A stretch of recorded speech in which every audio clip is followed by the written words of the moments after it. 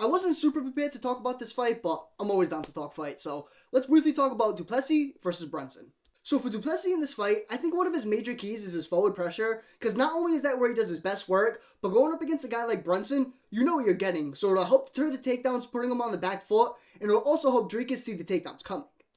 While it's out of range, we see most opponents have success kicking low on Brunson because it deters him from coming forward, and it also takes his base away for the takedowns.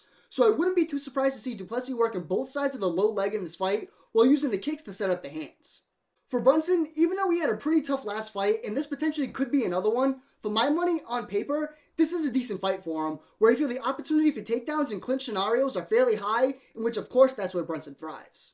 If he's more so on the back foot, he can use his footwork to draw the kicks out of Dricus, in which Du Plessis has a fairly kick-heavy offense from range, so he can turn those kicks into takedowns as Brunson does so well, or he can use his footwork and range management to bait the explosive Du Plessis into exploding into range and going under his attacks, in which that's almost bread and butter for someone like Brunson.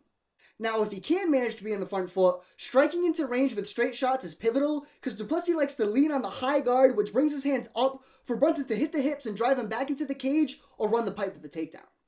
For my money, the open stance is not really where Brunson wants to be unless he's all the way out due to Du Plessis having that nuclear power. So I'd like to see him either be all the way out and pulling Du Plessis onto his range, or all the way in, either clinching, dirty boxing, or getting to the hips for the takedown.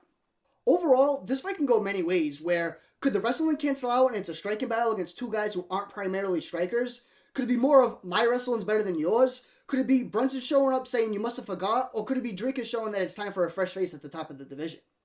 If this fight isn't over 70% grappling, it's a toss-up, but if it comes down to whose MMA wrestling is better, I think my money's on Brunson, so that's what I'm going to be taking. Let me know who you guys are taking in the comments below.